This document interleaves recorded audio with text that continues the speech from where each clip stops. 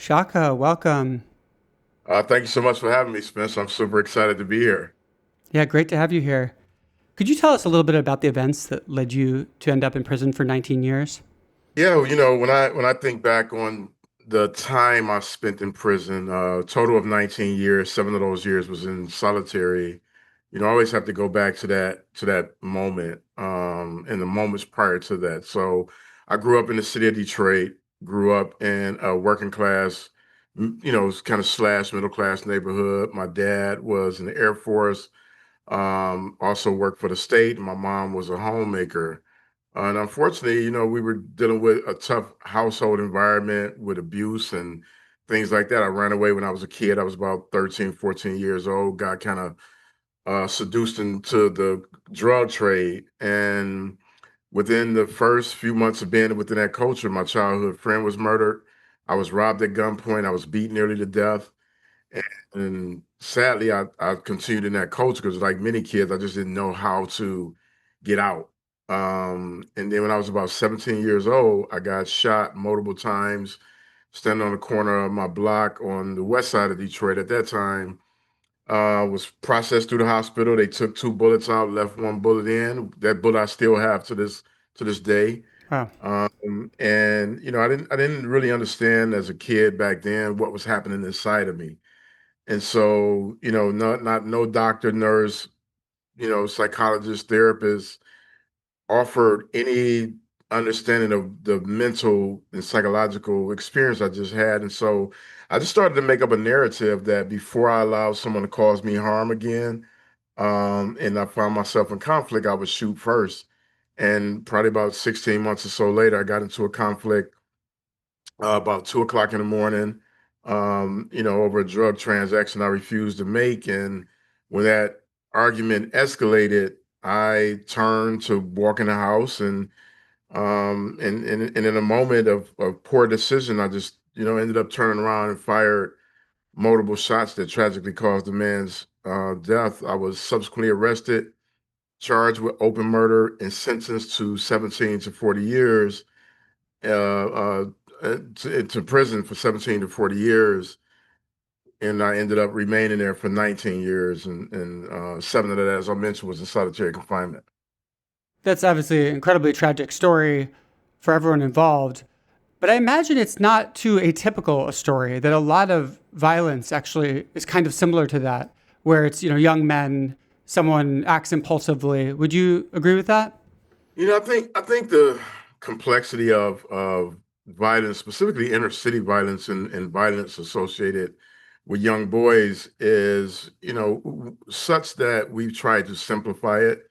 And for a lot of us, at least what I've learned over the time of spending a lot of time with young men who were convicted of violent crimes in that environment, is that there are so many different causal factors, so many different origin stories as to how a person, devolves into being violent toward other people. I think inherently boys are just destructive. I mean, if you watch boys that play, they're throwing things, breaking things. I mean, even our sports, they're controlled violence. I'm a big sports fan, but football is like one of the most violent sports. And, basketball is very physical, boxing, MMA, you name it. And so we enjoy that. There's an emotional payoff there. But when I think about young men specifically who are acting out violently in community, I think there are some deeper things that we just don't often talk about because it isn't simple. What are some of the factors you think aren't discussed enough? I think some of the factors that aren't discussed enough is childhood trauma. I mean, in recent times, there's been a lot of talk about adverse childhood experiences, also known as ACEs. Um, you know, Environmental PTSD. I grew up in a tough city. I grew up in Detroit. Within my family, most people can't even comprehend this, but just in my family alone, I think there's about 10 of us who have been shot. Wow. And then I would say the other part is narrative plays a key factor in why some of these things haven't been addressed, especially in the inner city. There's no world that I can imagine that if the same outcomes was happening in the surrounding suburbs where I grew up, that we wouldn't see that as a, public, crisis. Like that would be like a threat to everything that we say we stand for as a country. We just would never allow that. But because it typically happens to black and brown boys, that kind of narrative gets ignored, and the causal factors gets ignored. And then we just jump from, event to punishment, as opposed to like, hey, what if we actually understood what was happening? Maybe we can actually prevent some of these things. Your point about childhood trauma is really interesting. Does that suggest that you think fear is often involved in these cases of violence where they're being triggered through kind of fear that has arisen through trauma? I do think fear plays a role. I think anger, I think sadness, all things that we don't really oftentimes associate emotionally with males. Like it was, I remember after I got shot, the next time I stood on the corner of my block, I was overwhelmed with this feeling of fear. It was just a Hmm. car was driving down the street, and I just felt my body like seize up, And back then, at 17 years old, like you don't even know the word anxiety. You don't know the word PTSD. And so I just remember feeling embarrassed. Like I couldn't tell my friends that I didn't feel comfortable doing something we did all the time. We stood around on the corner talking to sports, talking basketball, talking cars, talking girls, and I was no longer comfortable. So fear played a big role, but with that fear, there was also like sadness and shame. I was ashamed that I had these feelings. I was sad that, I didn't feel normal in my neighborhood anymore. And I think that plays a role with a lot of violence, at least, the people I've spoken with over the years and juveniles, whether it's young women, young men in prisons, I talk to men and women, and you start to get down to the root causes, and it's so much, so many similarities, and sometimes like, there's people who are violent in how they engage with other people that never go to prison, and they still have those same roots. It's probably hard to remember, but if you think back to that moment when you pulled the trigger, do you think that it was fear driving you or anger or what do you think was going through your head?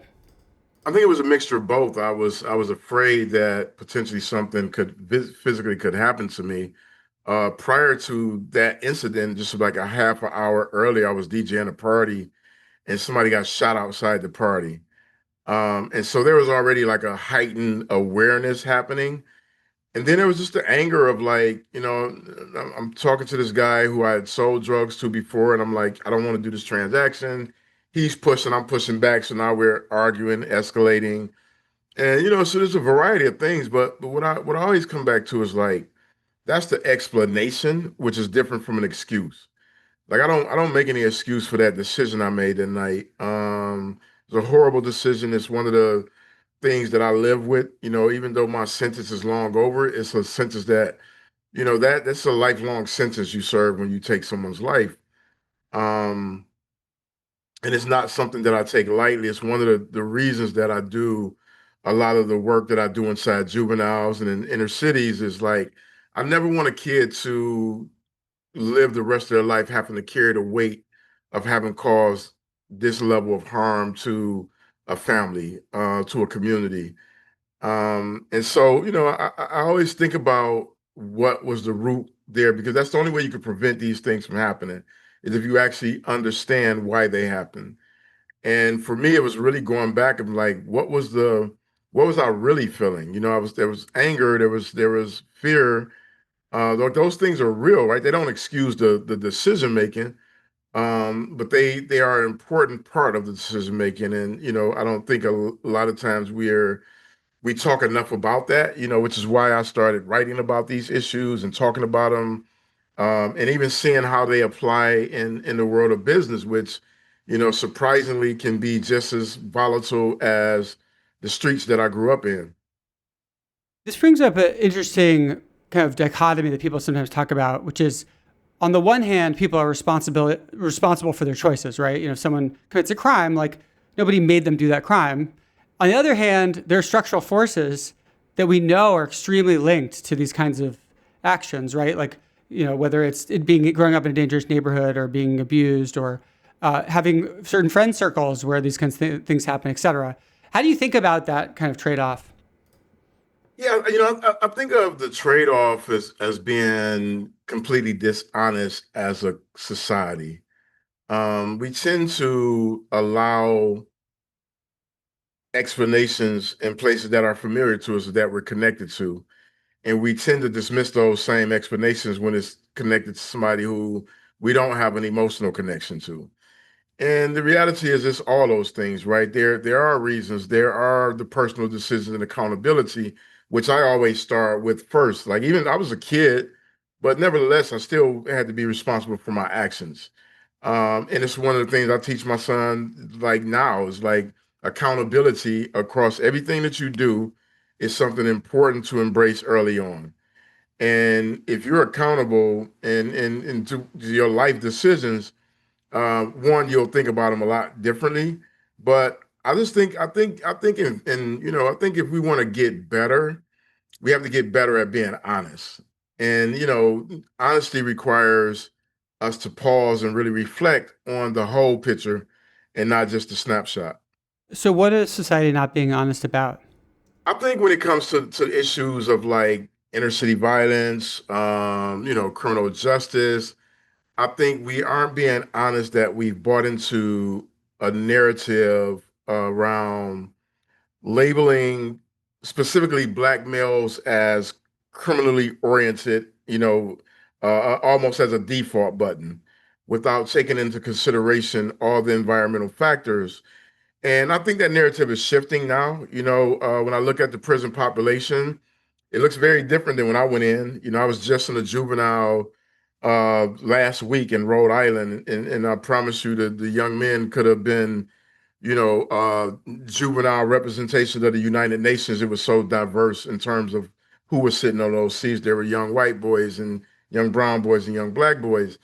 And then I went into the girls' unit. There was only three young ladies. Two of them were in detention, so they couldn't come out. But I was talking to one young white lady.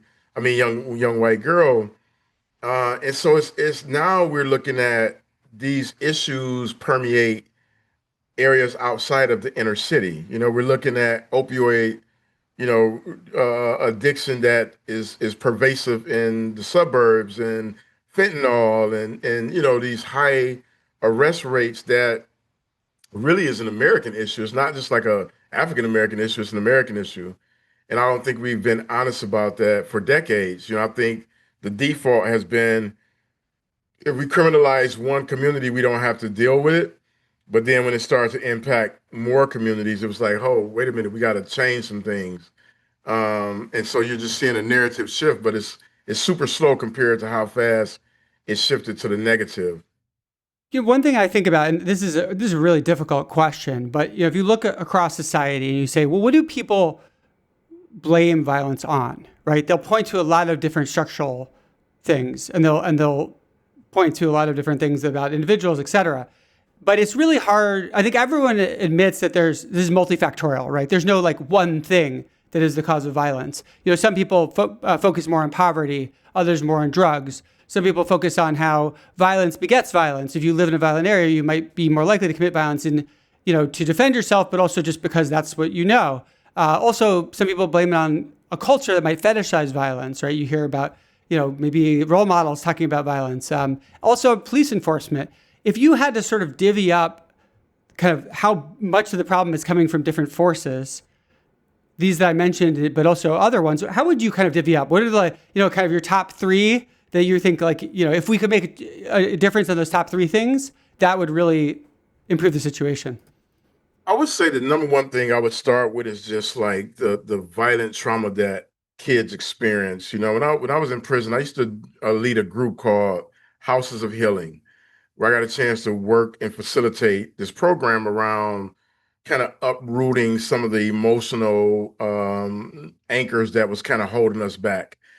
And what I found was so consistent across the board with the men who were sitting in the room. Most of them, if not all, had high levels of early childhood violence. Being slapped, kicked, punched by a parent, an adult, a sibling, being bullied, being sexually abused, like introduced to sex at a very early age. So sexual trauma. Um, I say those things are like high level factors. I would say second to that is environmental factors. Most of us knew someone who had been shot before we were 13 years old. That's mind blowing to think about. I can go in my son's school now and ask the kids if any of their peers have been shot. And I'm sure not one of them would raise their hands because they're growing up in a very different environment. Whereas I can go like Lily in a school in Detroit, Chicago, South Central LA, the Bronx, St. Louis, any of these areas, and you ask a kid the same question, almost all the hands go up. So just to press on that a little bit, so knowing someone who's been shot, right, obviously that's it must be incredibly upsetting for a child.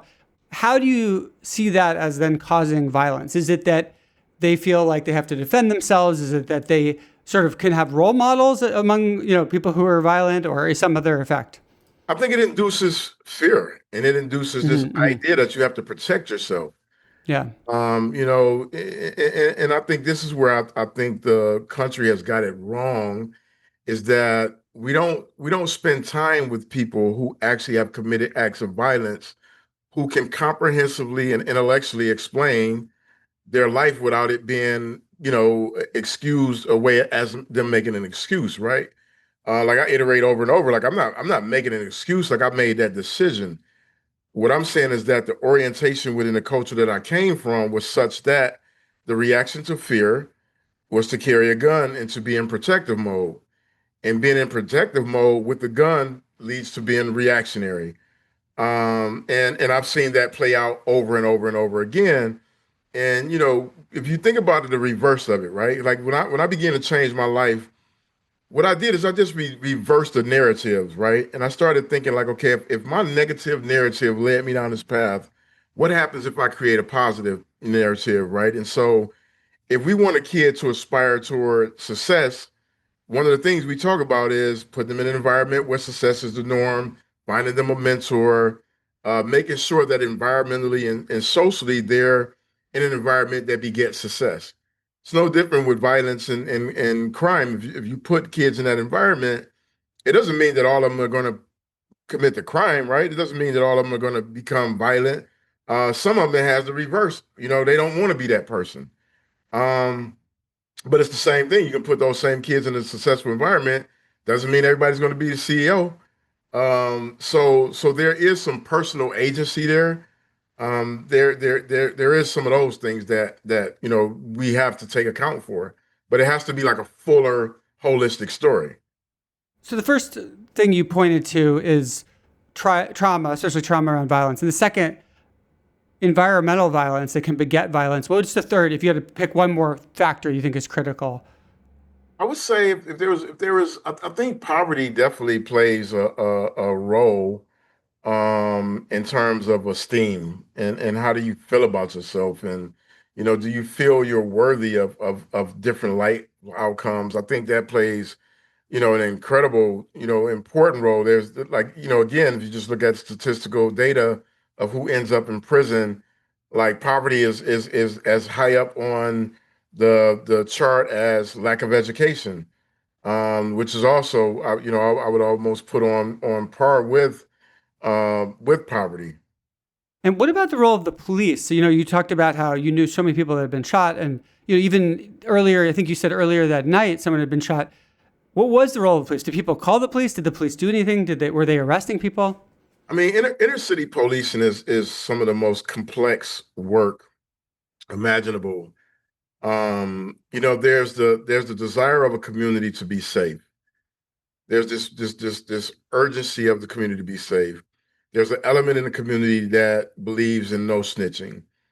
And somehow those things have got conflated to people believing that the entire community doesn't desire safety. But the community also desires respect, and they desire to be protected and respected in a way that honors their humanity as any other community. And so, when I was growing up, during that era, like police were slow to respond, with the exception of high levels of gun violence. If you want to get the police to come and address that somebody broke in your house, you just gonna say, "Hey, somebody's over here with a gun," and they're there. But if you just say somebody's stealing, they're not showing up for that. Um, I think for a long time there's been at least in Detroit there was an antagonistic relationship that developed. It didn't start like that when I was a kid. When I was first growing up, police come through the neighborhood, they were heroes. They would stop and talk to us and probably give us candy and let us pull the siren, etc. But then something happened during the crack cocaine era that was just different. There was an implosion in our community, and you start to see officers that weren't from the community, which I think is part of the problem. Is that if you don't come from the inner city that you're tasked with policing, all you have is a narrative. So I would tell people this, right? Like being from Detroit, I would have people like always say to me, "Oh my God, like this is such a tough city, right?" And like it is a city of grit. Like it's a hardworking blue collar city.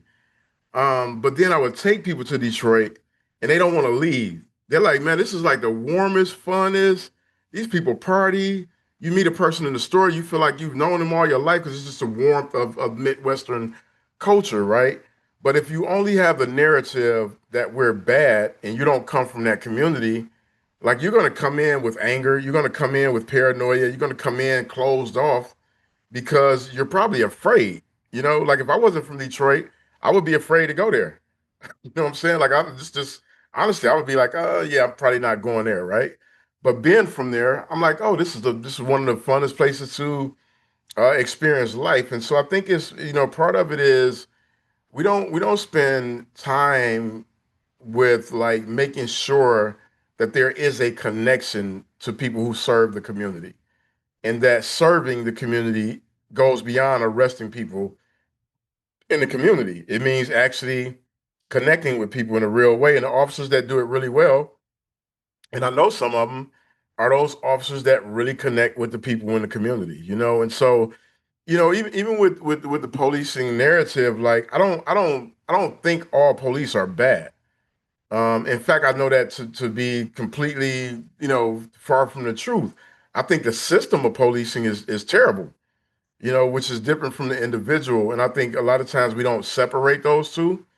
But I think there's so many factors that they play in fostering violence when you can ignore the small things, or you're coming in with an idea that these people life outcomes aren't going to be good anyway. So why don't I only come when it's to pick up the bodies and arrest people versus like, hey, can I use my professionalism to come in and create real conversations?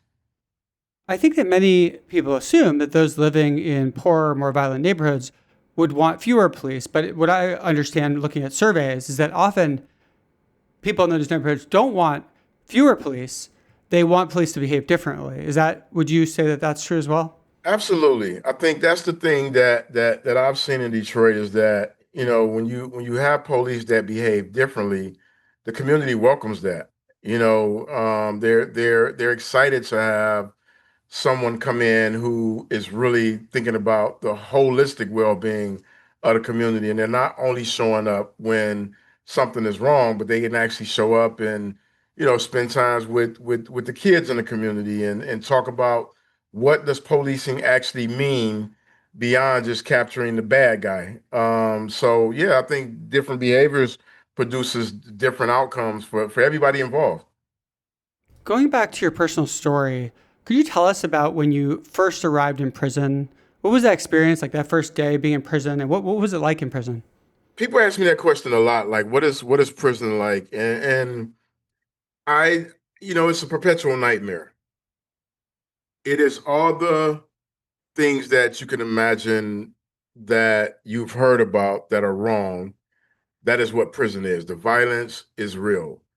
But it's also a complex system because it is many different security levels. So when I started off at high security level. I was in close custody.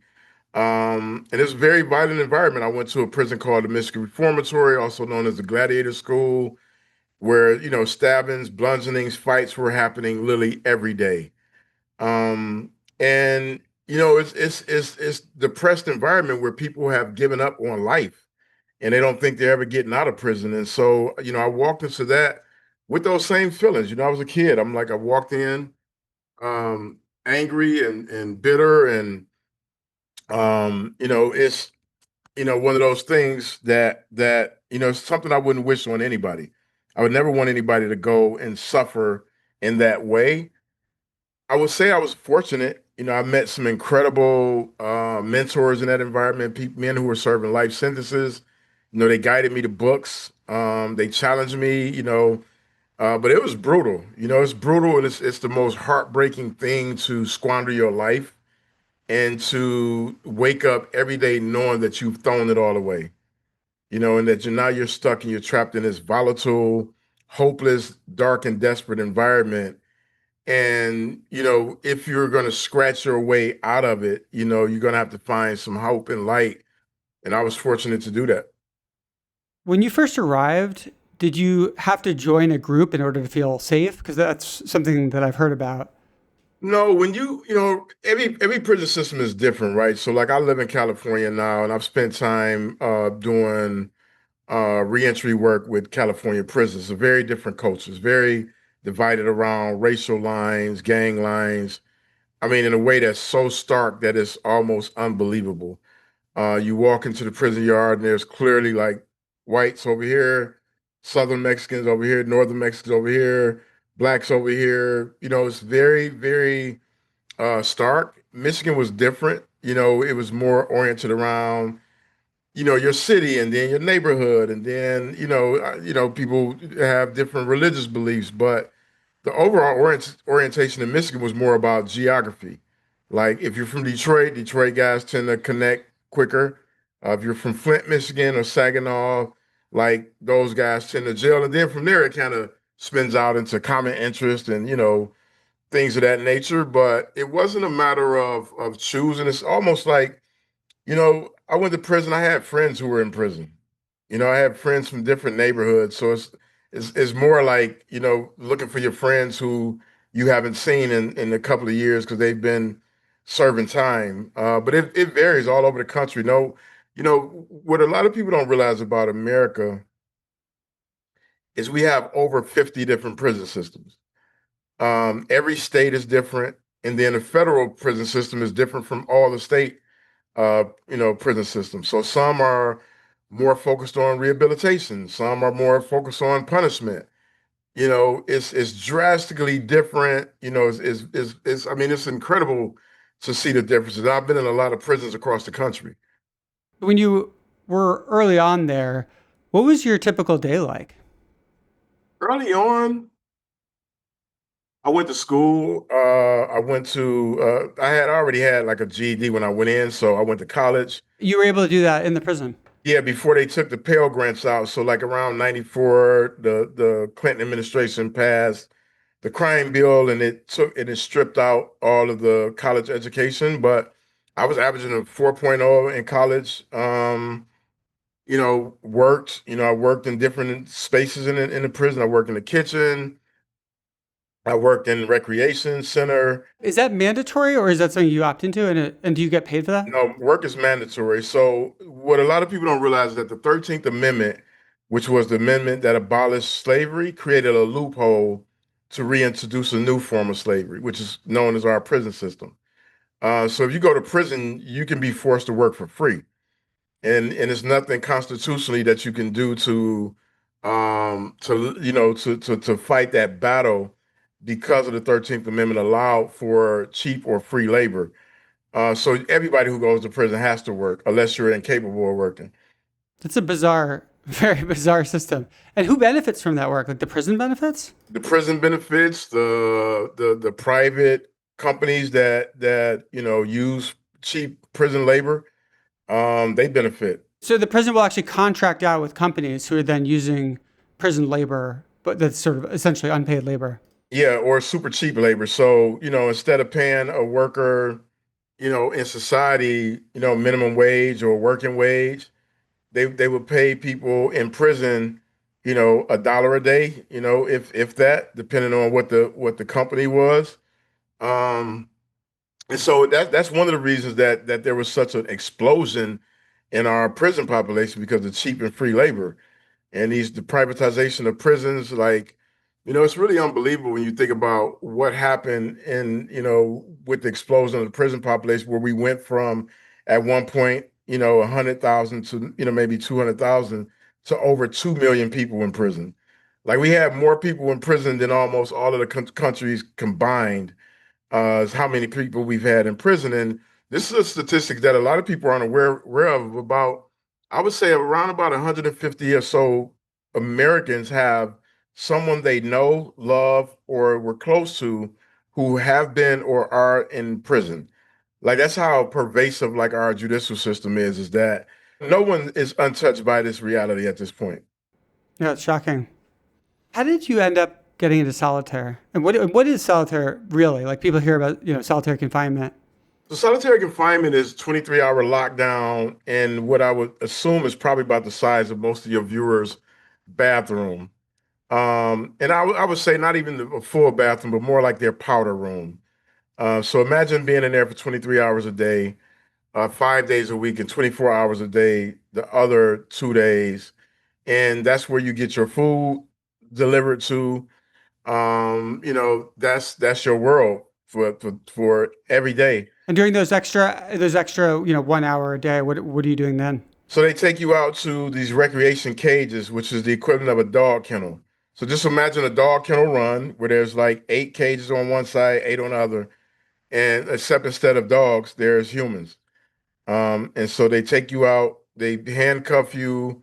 The handcuffs are attached to literally a dog leash, and they walk you out and put you in these kennels for an hour, a day for 5 days a week, because that's the minimum requirement. And then the rest of the time, you're in the most chaotic environment imaginable. I mean, like the level of mental health challenges that people are suffering from, the psychological damage that environment caused, and it exacerbates for those who are already dealing with those issues. I mean, it's extremely loud. People are beating on their cell doors. They're slamming their footlockers shut. They're flooding the tier. They're throwing feces on each other. So you're separated from them, but you can all like kind of hear each other. You can hear each other. I mean, you're behind a steel door, and most of the modern prisons, you're behind a steel door. But there's, like, we would communicate by laying on the floor, talking under the door, or talking through the crack of the door. Sometimes we would pop our electrical sockets out, and then you could talk to the person downstairs or next door to you. So, we figure out how to communicate, because it's the most human thing is to be social, and we figure out how to make connection in that environment. But how I ended up there. I was there three different occasions. One time, like a year and a half for a fight. The second time, I threw some mashed potatoes on this guy who was being disrespectful. I slapped him with a tray of mashed potatoes. So just to clarify that, so you had a year in solitaire for hitting a guy with a tray. Yeah, yeah, yeah. 'Cause they labeled that as an assault. Was he injured or he was fine? I mean, I think his ego probably was injured more than more than physically being injured. Like, he wasn't like any extensive damage. He was being like super disrespectful, and I responded to his disrespect with kind of like the rules of the yard at the time. I was at that stage in my incarceration. I was in this bitter, anger, volatile, confrontational stage where anything was a reason to get into a dust up. And that was that hurt, right? That hurt as a broken teenager who was disgusted with his life outcomes, who didn't want to be responsible or accountable. And then the last time I was in solitary, I was a assault on an officer, and that led to me being there for 4.5 years. Which was also the space where, I made a decision in that environment that was rooted in this realization. At that time, I didn't know if I was ever getting out of prison. And I didn't know if I was even getting out of solitary confinement, because the man across the hall from me, he had been in solitary for 20 years. My neighbor had been in solitary for 10 years. And there was other guys on the cell block I didn't know who had been in for any number of years in between that. But I knew, like, I I had got to a place where I didn't want to die with my only legacy being that I was this violent kid who ended up in prison, and that was it. Like I didn't even, it's so interesting. Like I thought of myself so differently until I started journaling. Like I thought things just happened to me. This is my bad luck. This just happened to me. But in that environment, I started doing some deep, deep like soul work, and it changed my life. The incident that got you into prison in the first place, how did you view that in your early years in prison?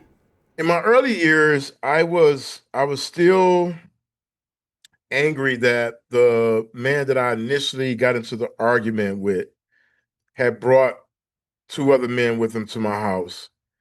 I was angry that he continued to pursue the drug deal, even though I was adamant that I didn't want to make the deal. And so for years, my orientation was around being angry at him and blaming him for the cause of his friend's death, as opposed to accepting responsibility for the decisions I made that night. And that is also why I lived in that cloud of anger, because the anger was a defense mechanism against the truth. And it's something I found, ironically, I found in corporate America is that oftentimes the idea of being a tough leader or being a angry leader known for anger and all these outbursts are really the same kind of mask that we wear to hide from the things that exist beneath that. And so when I was in solitary, I started with this essential question, and it was based on I got into reading philosophy. It was based on reading Plato's Republic, and I had come across the apology, and Socrates said the unexamined life isn't worth living. And I remember like initially not even understanding what the heck he was talking about. Philosophy was not like my first native language. It was like something that I learned to appreciate over time. But I just kept coming back to that. Like, what does that mean? You know? And then when it finally struck me, what it meant was that I had not really examined my life. And so I started with this essential question of like, how did I go from this honor roll scholarship kid with dreams of being a doctor and an artist to serving out my most promising years in prison? And that led to me starting to journal and really unearth all the things that had happened to me. But what it also did is it forced me to be accountable for the harms I had caused. And it forced me to be accountable for the devastation and the hurt of that night in particular. And that was one of the most liberating things was accountability freed me up to actually say, that was all me. It didn't matter what that person done. I still had the power to walk away, and I didn't take that. I didn't choose that power. I chose something different, and I have to be as responsible and accountable for that.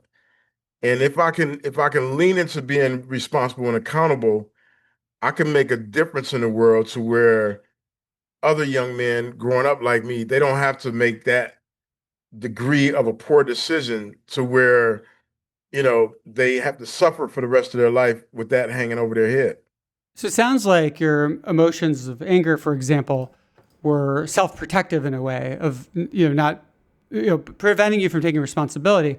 But I wonder, once you started to take responsibility, did you experience a lot of self-loathing? Was that what was that like? Yeah, I mean, the anger was a protective shield, and I think for years after prison, I ran from even being angry. I was too afraid to be angry because when I had been angry before, there's bad outcomes. But as I began to peel back those layers, there was a lot of shame. I was really ashamed of the fact that I had caused so much harm. I was ashamed that I had my life outcomes had led to me being in the most wretched of places. I went through this grieving process of knowing that I had given up agency over my own life. And so there was some self-loathing there. But as I began to peel back those layers, one of the things that I did that I've and I talk about this in my new book, which I think people are really going to benefit from, So is that's how to be free, right? yeah, how to be free. What I did was what I call active journaling, where I had to be so intentional with how I started journaling.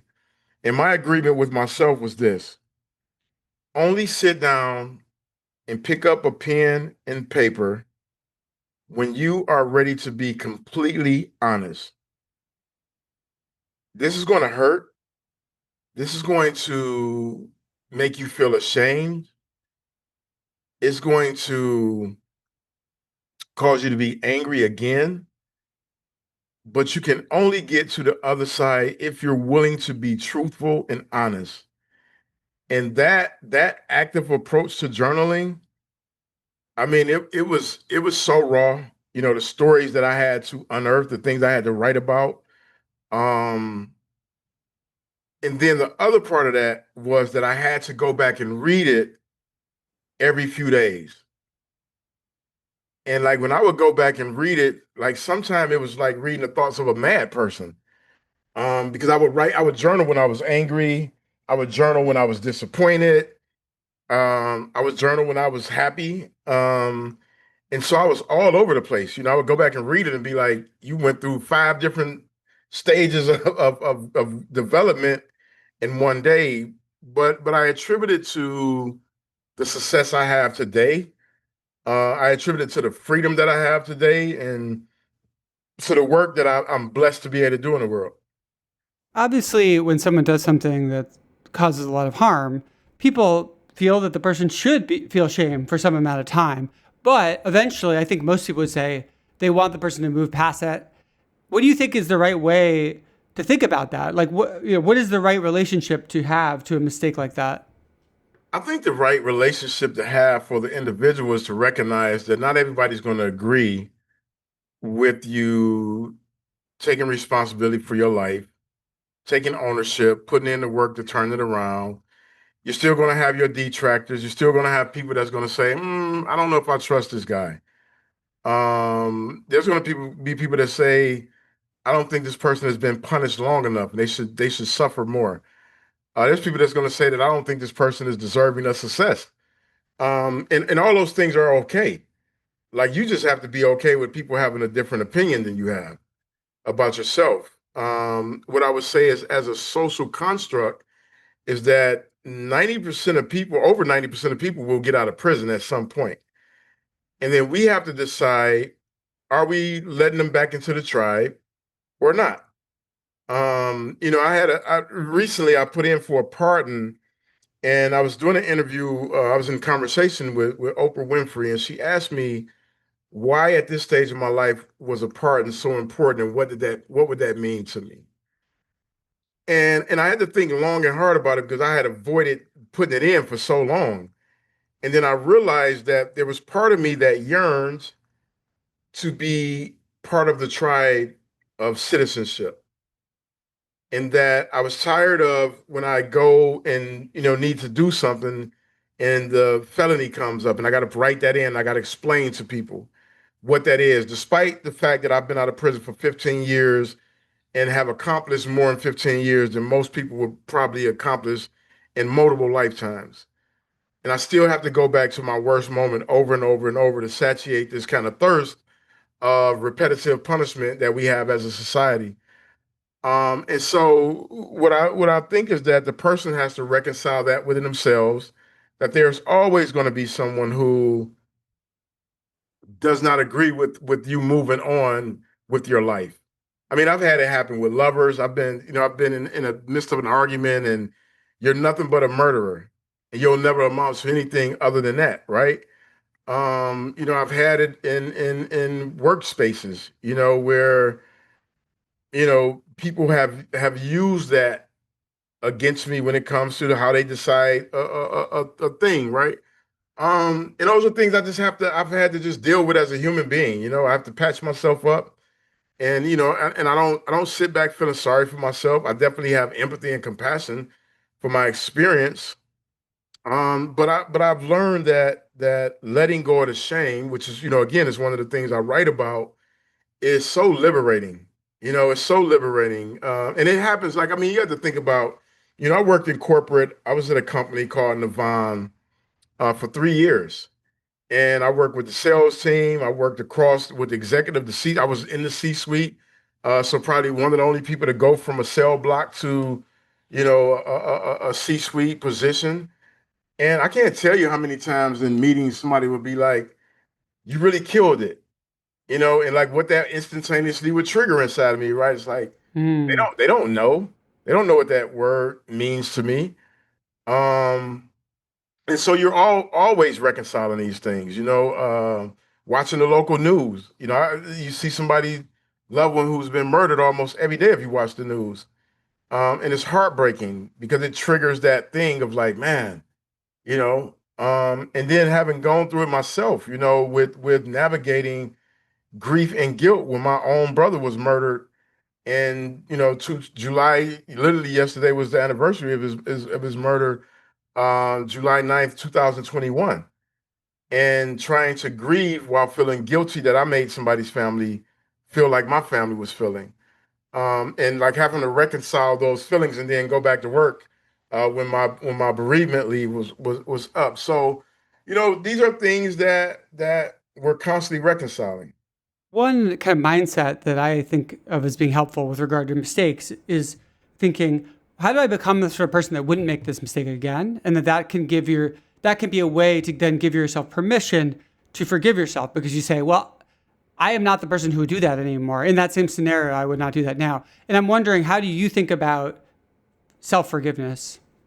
Yeah, I think for me, I think it's a little bit different because I don't see what I did as a mistake.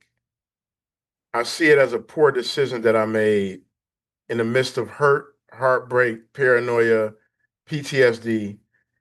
And as I began to heal those parts of me, like I knew there was no world that I would make that same decision again. And I do think that is important is to reconcile, like, okay, am I the person that in the midst of an argument would take someone's life? And I know that the answer to that is absolutely no.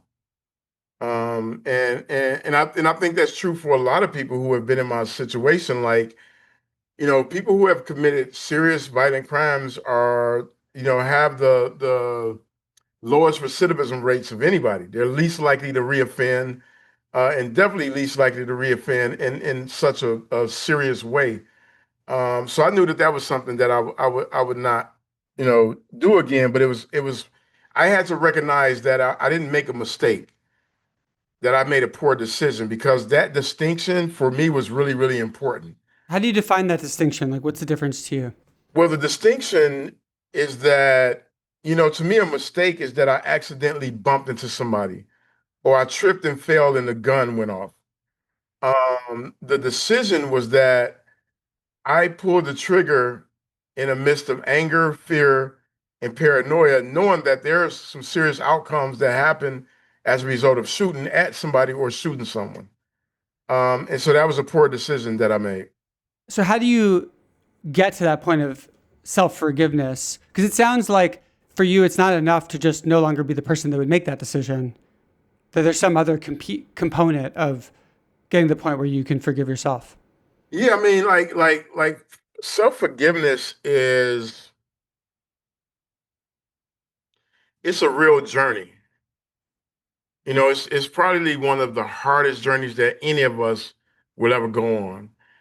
And I mean that, like, I've seen it with people who have had to reconcile harm they've caused in the workplace and where they beat up on themselves over and over and over again because we replay that narrative in our minds. And so I had to decide that I got to disrupt this tape at some point. I gotta push the stop button. I can't just keep pushing the pause button. I gotta push the stop button. And that required me to affirm the things that I was actually doing right. So affirmation is a big part of that healing journey. Um, it really required me to like step up in a way to say, hey, you're not your worst moment. You've had so many incredibly meaningful, impactful moments. And so that's something that I'm constantly doing. It doesn't just happen overnight. It's just part of the lifelong journey. So it sounds like part of it is not letting that moment define your whole life and being able to acknowledge the good things you're doing and have done. Absolutely. And it's really being accountable for that moment, because you can do a whole bunch of things that are good, but you also have to be accountable for that moment. Going back to your experience in solitary confinement, people describe it as sort of a hell, right? Like you don't have access to other people. There's nothing to do. You're just kind of sitting alone.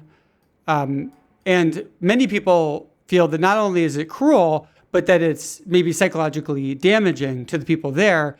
And then when they come out, they may be much worse off. And so, could you just tell us about what in your experience were the psychological effects of being there? I mean, there's a book I read that I think helped me survive solitary confinement. It's a book called Cages of Steel. And in the book, there's a psychiatrist that talks about the damage that is caused by isolating people. And that damage is such that one, it disrupts how you normally communicate. So in order to talk to people in solitary, you have to lay on the floor, holler up under the cell door, and now you're hollering across 30 other guys trying to do the same thing, right? It desensitizes you to human touch because you haven't been touched by another human being. It plays like you start to hallucinate when you're in an environment. You can't put your feet on solid ground. I tell people now, especially, having gone through this pandemic, when I had so many people reaching out to me who were struggling with feeling isolated in their own homes, now imagine that times 1,000. That sense of like being isolated. And like those feelings were something that is so destabilizing. It makes you question like your own well-being. And then when you're dealing with so many people around you who are losing it, you start to ask yourself, am I the one that's actually crazy because I'm not losing it? So there was just tons of things that I had to reconcile all the time. And, journaling helped me do that. Being literate, the average reading grade level in prison is third grade. So I was so fortunate just to be literate. So I can read books. And whenever I felt myself slipping, I would just pick up a book, a random book, open up a page. Usually it was somebody who had overcome adversity, Nelson Mandela, Malcolm X, I would pick up these kind of books that would just like help me get through that moment. And once I got through the moment, I knew I would be fine. But it was tough. It was like a constant work of reconciling that. I believe it was in one of your interviews you talked about learning to reframe your prison cell to think about it differently. Can you describe Absolutely. that? Yeah, I went from like letting it be a torture chamber to turning it into my own university. And so every day I would structure my days as if I was off, at the University of Michigan or Harvard or, Howard or, Morehouse or one of these colleges. And I would study, every hour I would study a different subject. I would study philosophy, I would study world history, I would study, psychology, I would study language, and, I would read the dictionary for an hour and study the etymology of words. And having that structure helped me like maximize my time and utilize it productively. And then once I began writing, I would still have that same approach where I would study during the day and then I would write all throughout the evening. And then once they cut the power off, I would just stand by my door and that little sliver of light that would come through, I would just use that to write by. Um, I mean, that is truly inspiring, being in such an incredibly difficult situation and still finding a way to structure your life and make it something positive, right? Yeah, and I think it's one of the things like now. It's so interesting to me. Like my hometown football team, Detroit Lions, like their slogan is all about grit. And you see that word in so many different business settings where people are talking about grit, resilience, and I think those things are like really important. But a lot of times I don't think people really understand like what does that really mean? What does it really require of a person beyond just a catchy slogan on a t-shirt or a coffee mug or in an all hands meeting or a sales meeting? And what I realized for me is that one, I think we're all resilient as human beings. I think that's inherently encoded in our DNA. I don't think we're always conscious of it, which is the difference between somebody who seems really resilient and somebody who seems weak. When you're conscious of it, how you get to grit, resiliency, and fortitude is really by being vulnerable. And like that ability to be vulnerable with yourself to say, listen, I don't know. I'm uncertain. I don't feel my best today allows you to actually figure out how to get to your best. It actually allows you to figure out how to know the things that you don't know. And like, for me in that environment, I made a choice. Like solitary is meant to break you. It's meant to destroy you. Like there's nothing in that environment that's designed to help you. Um, I hit the lottery. I hit the literacy lottery. I was literate. And so that didn't allow me to sit and wallow in self-pity. It challenged me to get real with myself. And when I got real with myself, I had a decision. There's a rap line that's one of my favorites where Jay-Z says, I ran past the fork in the road and went straight. And it's in reference to the Robert Frost poem, which I love and hate. I love it because I thought it was just brilliantly written, but I hate it because it offers only two solutions. And for me, there's always this third option of like you create your reality. And so for me, that vulnerability was like, I don't know anybody who's went down this path that I'm about to go down. I don't know too many people who have been in solitary and had the audacity to dream big, I don't know too many people who have been in an environment that was designed to destroy them and then they found enlightenment. So I'm going to have to carve a new path by being completely vulnerable and honest with myself.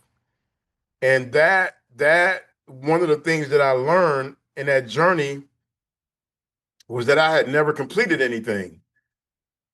And I knew in that moment when I realized that if I was going to turn my life around, I had to finish at least one thing. And like that, I could only have got there if I was willing to be real with myself. And I think that's what grit is. Grit is vulnerability turned to action. And like, I see it again, like all the time in corporate when I work with companies on their company culture, when I work with sales team on how to overcome objections, is that a lot of people aren't willing to get real with themselves because they just want the outcome. You join a sales team and the company has a great product. You're like, okay, I just want to join this team and ride the rocket. But if you want to become great at sales, you got to become great at knowing what you don't know. And that requires a level of vulnerability that may say, you know what, I'm not the best storyteller. So maybe I'm not the best salesperson yet. But if I can develop these skills, I can become one of the best in the world. And so that's what that's what to me grit, resilience all starts with vulnerability. Most people won't defend solitary confinement. They think it's terrible. But those that do defend it, they'll say, well, what are you supposed to do if someone's violent in prison? You've got to protect the other prisoners from them. If someone's, committing crimes in prison, you've got to stop them. What do you think should happen instead of solitary? I think anytime that there's an act of violence, obviously you got to separate people. You got to isolate them from the incident. Typically, if it's a conflict, it's usually between two people. It's not usually between the person and overall prison system, right? So I do think separation is important. But what I think about is prevention before punishment. Like how are we treating people when they first come to prison? Like I believe that as a society, if we're going to incarcerate people, from the moment that they're arrested, we should be figuring out what are the tools that they need to readjust to being able to play nicely with the rest of society. And if you're doing that, you'll find that you don't have a need for solitary confinement. But let's say since we do have it, what should we be doing? We should be doing that exact thing. That if we're going to put people in isolation, we should ensure that they have the tools to readjust as opposed to punishing them indeterminately. Like we shouldn't be stuffing people into these environments where it's going to make them worse. Like, and obviously humans aren't dogs, right? But if you think about this, like any dog trainer would tell you, if you want to leave your dog at home, what you can't do is leave your dog in a cage all day and then let the dog out and then walk out the house. Because what you're going to come back to is the dog is going to be completely destroyed your couch, ate up the walls, the trash, you name it, they're going to tear it up because there's an anxiety that is induced by being held in captivity. What you do as a dog owner is you take your dog out and you walk them and you spend time in nature and you let them play and you let them disperse that energy in a healthy way. Then you're gonna leave them at home. You can't stuff a human in a cage in an environment that is barbaric, dehumanizing, and inhumane, and then decide that after 5 years they're probably able to play nicely. Like nothing changed with me between year one and year four and a half. Like nothing changed with me that the system did, right? Like my environment was the same, all the chaos. So they didn't even know if I was going to get out and play nicely. Only person knew that was me because I had done all the internal work. So what I would say is that we have to put structures in place to ensure that when we're isolating people, we're isolating them from the problem. We're not isolating them from their humanity, and that we're making sure that they have the tools to recalibrate, they have the counseling, the support, the mentoring, whatever we need to do to make sure that they're able to be engaged with other people, we should be doing it. Then here's a fact about prison solitary confinement that people don't know is most of the people who are in solitary aren't there because they've committed violent acts toward others. They're there for other ridiculous breaking of rules that oftentimes is associated with their psychological orientation. Like if somebody's a schizophrenic, the likelihood of them following all the rules of prison is minimum to none.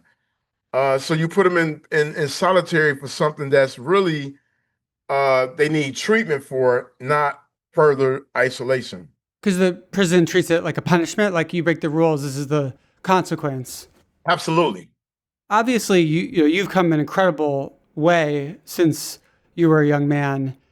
Do you think that everyone has that potential, or are some people actually irredeemable? You hear about serial killers who just kill people in cold blood and seem to enjoy inflicting suffering, or people that have such a twisted ideology that it seems like they just are always gonna hurt people if they're let free.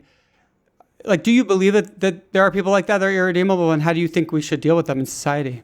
So I get asked this question a lot, and I think part of it is that we have to separate people who are psychologically damaged and need psychological help. I actually served time with a serial killer. Really? Yeah, yeah. This guy named John Norman. He's in Michigan. He was like, I think he was accused of killing like 8 people, eight young ladies.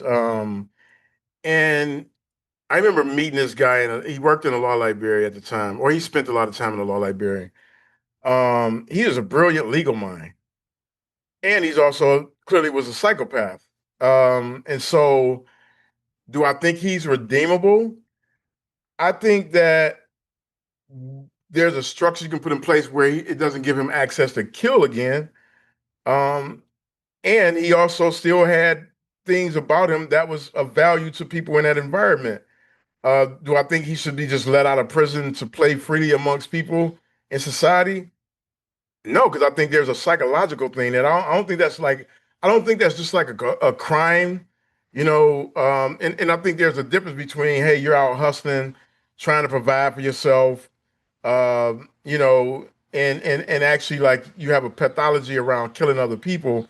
I think that's a psychological issue, and I think that what we've done is we've kind of intertwined the two and try to use them as one argument, and that's just not.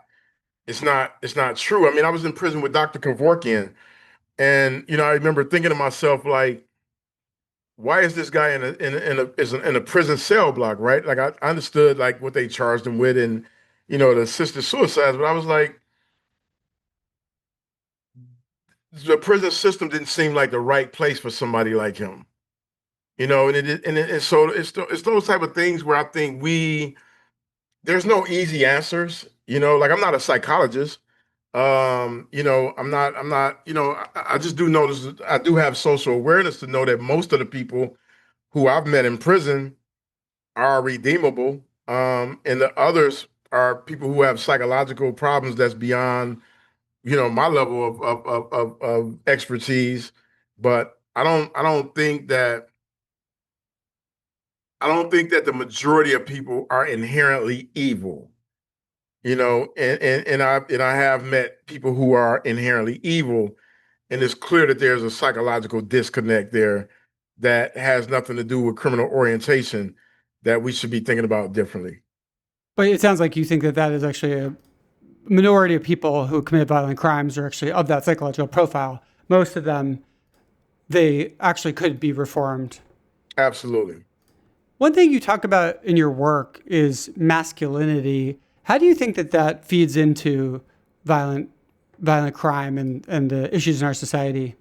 I think a couple of things. I think one, we've over indexed on the idea that all testosterone driven behavior is somehow toxic. And it's literally what I talked about early on. I talked about sports. Like I I think I'm a gentle parent. My son comes up to me and he loves to cuddle and he loves to have hugs. And then I also love UFC because I like to see people like battling and figuring out, their inner toughness, right? And so I think this idea that everything that's rooted in violence is a reaction to masculinity or distortion of masculinity, I think it's wrong. There's women I know who have been and are as violent as men. It has nothing to do with them being masculine. It has to do with them being hurt and traumatized, and defensive. And then I think as a culture, like human beings are really violent. Like you watch kids that play like they're hitting each other like when they don't get that toy like that's a real thing like it's not and then our entertainment like if you look at the entertainment that we enjoy as a culture, sports are like extremely violent. I don't even think we have an appreciation for how violent it is for a person to run full speed and smack into another person. um I don't think people understand how skillfully violent like boxing or MMA is. And how people enjoy that. Like that's just that's just the facts, right? But then you look at the movies we watch, the action movies, extremely violent, horror movies, extremely violent, gangster movies, like you name it, we love it, right? I think it's the lack of control violence that we have a problem with. And I don't think that that's just a masculine thing. I think it's a human thing. And I think that the solve there is to ensure that people have safety, growing up, and that whenever they encounter unsafety, that we're creating spaces for those things to be addressed in a real way. And a lot of this stuff happens, you know, most of the guys that I served time with, they all did time in juvenile, they all did time in these broken school systems. So there's a correlation where all these things like actually work together. I think one of the more interesting ideas that Freud talked about is the idea of sublimation, where you take some impulse that can be dangerous or nasty or, harmful, and you kind of redirect it into something that's like socially acceptable and beneficial. And, I think there's a view that violence is inherently bad. And then there's another view that says, well, no, many humans, not all humans, but many humans have an inherent violent impulse. And if they're harming a stranger, that's obviously terrible. But if they're doing it for sport under controlled conditions, safely, and everyone's enjoying it, it's not only fine, it's actually a positive sublimation of that violent impulse, right? And so maybe that's what you're getting at. Yeah, I mean, you think about the gladiators in the Colosseum, where they were tasked with going to war and waging war. It's what our boxing rings are. That's what the octagon is for MMA. That's what our football fields are. Rugby, you name it. There is that energetic output. Even sports that don't seem like they have a violent component to them. You think about the force that's required to hit a tennis ball 100 miles per hour. Like that's a serious energetic output, right? And I do think it's that thing of like what's not controlled that causes harm is a different thing. But we also have to be, honest as a society in terms of like the things we find enjoyable about it. It reminds me of cats because most play with cats is essentially them trying to murder something, right? It's like, except that they're trying to murder the toy or the laser pointer, right? Yeah. And it's like, nobody would be like, oh, it's bad to play with cats. It's like, no, that is what evolution makes cats enjoy. Speaking of cats, my cat just literally jumped up on the table. Yeah. But that's what evolution makes cats enjoy. And I think there's something similar with humans. Many of us have a violent impulse, and that is just part of our nature. And it's like, how do we use that violent impulse in ways that are healthy and good rather than harmful?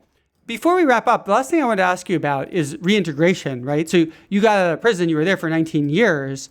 They're like, okay, you're free now. I imagine that must be just incredibly strange and shocking to come back to the regular world. I mean, coming back to society, it was 2010, June 22nd specifically, one day after my 38th birthday, I was released. And it was a mixture. I came out, I was super excited. I was literally like a kid. I was so naive about life on this side. I didn't realize until later I had arrested development.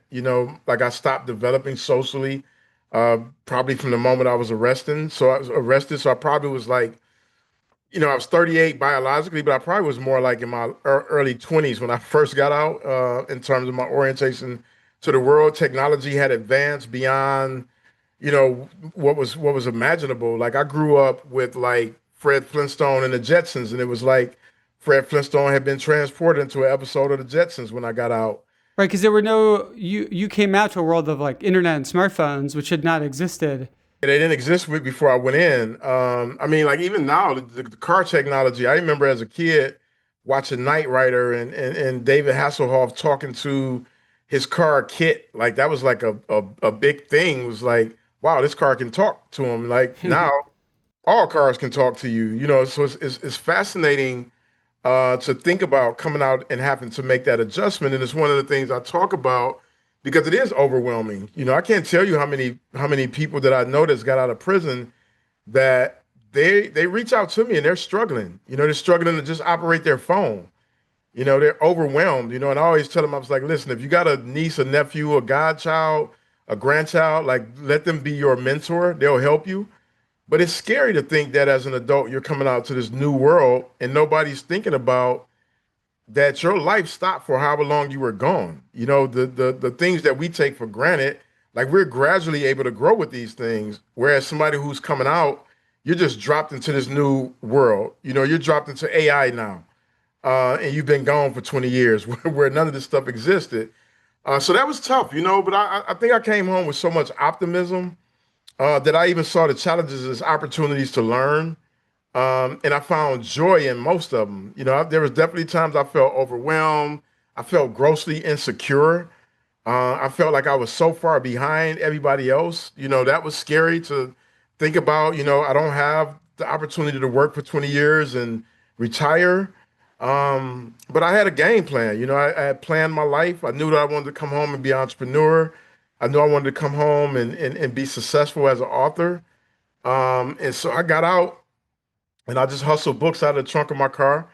I sold books everywhere I found people, and I just kept doing that. And I did a lot of social impact work, which I knew was going to be super important for me. Mentoring young people in my community, like all the things that I knew were important to me. I was just like, I'm going to do them. And I did all this stuff with no budget. I went to schools, I volunteered to go talk to the kids. Sometimes I wasn't even supposed to be let into schools because I have a felony, but the principals and deans, they saw value in what I did. But it's been a fascinating journey, man. 15 years later, I've accomplished so much in this 15 years. I've had so many experiences. It literally is the stuff that movies are made of. Um, but it's been an incredible journey. Yeah, that is. It's just hard to even fathom coming out into the world and like you haven't seen your friends in 50, 20 years, and you haven't interacted with technology, and now you have to get a job, and then you have a felon. You're a felon, and so you have to. I mean, you have to essentially have to report that, right? Like people can find that out. Yeah, no, you have to report your felony in so many ways, things that people wouldn't even think about. But any application you fill out almost as if you've ever been convicted of a crime. And so you're always reminded of your worst moment. You're always reminded that you're different than everybody else. You're other in society. Coming home, developing friendships are different. When I came home, I knew I didn't want to be friends with my old friends, not in the traditional sense, like I would still be friendly toward them, but that wasn't my social circle I wanted to spend time with. Hmm. So you have to build that, and then you have to learn how to be in relationship with people. Like, you go to prison, you've been through trauma, you've been through stuff that people can't imagine. And it takes time to adjust. Dating, all that stuff was really tough coming home and just figuring out who you are as a human being. That those are things that we don't really think about when it comes to people getting out. We're like, oh, we just want our loved one home. And it's like, yes, but they're also going to be a different human being than the one that left. And you have to be prepared for that adjustment, and they have to be prepared, and I don't think we do a good job of preparing people for life at the prison. Yeah, it seems like people are being set up to fail, and the probability that they end up, dealing drugs or something like that. Because what kind of job are they going to do? How are they going to reintegrate on their own? Like this just sounds like such a difficult thing to do that they without help reintegrating. I imagine many people fail to do it, and it ends badly. Yeah, I mean, it's super tough. There are some organizations that do some incredible work, and I mean, these are orgs that should be modeled by every state, city that has a high population of imprisoned people. Organizations like Anti-Recidivism Coalition, Homeboy Industries, Amity Foundation, like these organizations are really helping people reintegrate because they start while people are inside, and they start to prepare them for life, and then they support them when they get out so that they have a safe passageway from prison to employment. And with that work, we've been able to get people jobs in Hollywood. We've been able to get people jobs in construction. Even, I don't know if people saw like the big fires that happened here in California. Some of those firefighters on the front line were people who were incarcerated, that we created a pathway for them to become full firefighters when their sentence is done. So there's a lot of great work happening. It's not all doom and gloom. But sadly it is the minority, and we just need to make that the majority. We've talked about a lot of topics today. What would you like to leave the listener with? What would you want them to remember from this conversation? What I would love to leave the listeners with is this big idea of freedom. What I've learned over 15 years post prison is that a lot of people who have never stepped foot into a prison system, into the back of a police car, are imprisoned by what I call hidden prisons that stand in the way of them living the life that they desire to live, the fulfillment, the joy, the happiness, the success. And what that looks like is people are imprisoned by these hidden prisons, such as grief, shame, anger, the inability to forgive, things that really stand in the way of them living the most optimum life. And there is a way out of that. And that I invite them to go on this journey to discovering the most magical parts of their experience, the greatest parts of their potential, and to access that through these practical steps that I've taken in my life that has taken me from the dregs of society, the pits of solitary confinement, all the way up to being a successful author, a producer, an investor, an entrepreneur, and an executive and, in technology. And I know if I have done it, many people can do it, and they just need the keys to open up the doors to those hidden prisons, and they'll find them in my work and in my writing and the stories that I tell. For anyone interested in learning more about that, you can check out Shaka's new book, How to Be Free. Shaka, thank you so much for coming on. This was a fascinating conversation. Yeah, thank you so much for having me.